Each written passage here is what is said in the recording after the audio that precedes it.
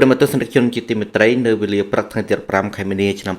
2025លោករស់កឹមធុនប្រធានមន្ត្រីសាធារណការនិងដឹកជញ្ជូនខេត្តមណ្ឌលគិរីបានជម្រាបជូនដល់ប្រជាពលរដ្ឋឲ្យមានការប្រុងប្រយ័ត្នចំពោះការដ្ឋានកំពុងតែធ្វើការសាងសង់ផ្លូវជាតិលេខ76នៅឯស្រុកកែវសមា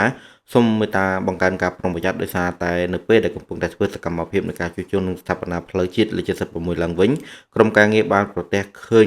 ដុំគ្រាប់មួយដែលសង្ស័យថាជាគ្រាប់មិនទាន់ផ្ទុះដូច្នេះស្នើសុំពុកម៉ែបងប្អូនកុំមានការប៉ះពាល់ឬ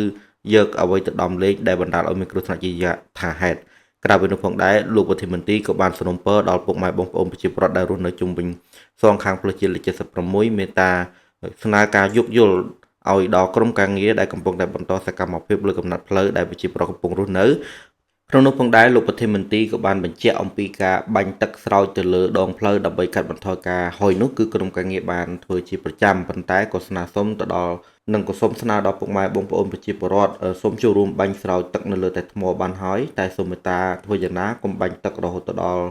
ដក់នៅលើចិញ្ចើមផ្លូវដែលជាកត្តានាំមកនូវគ្រោះថ្នាក់ធ្ងន់ធ្ងរដល់ផ្លូវធ្វើឲ្យខូចដល់គ្រឹះផ្លូវដែលក្រុមការងារសង្ឃឹមហើយក៏សូមអរគុណដល់ប្រជាពលរដ្ឋបានចូលរួមថែទាំផ្លូវថ្នល់ដើម្បីថែរក្សាទ្រព្យសម្បត្តិសាធារណៈរបស់រដ្ឋយើងទាំងអស់គ្នាឲ្យកាន់តែបានគង់វង្សដើម្បីជាតិរបស់យើងទាំងអស់គ្នាបានជាប់នឹងnóចាក់លេងថ្ងៃត្រង់ក្តៅអីយើងសង្ស័យថា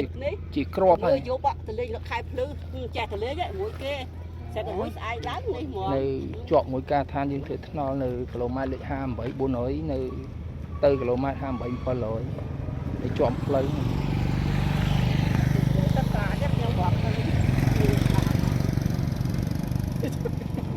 ពេលយើងធ្វើការកាន់ទៅស្រាលច្បាច់ជ្រាយអីសង្ស័យកំពុងដោះគោគឺចាំលេខក្រហមកាន់ធ្ងន់ហ្មងក៏អូពីផ្ទាត់វាឡើងមកលើខ្ញុំរត់ទៅនោះមិនជួយមិនថ្មមិន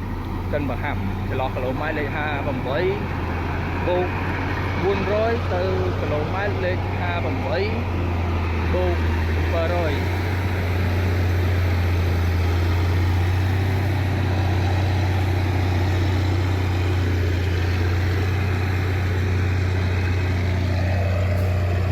បាន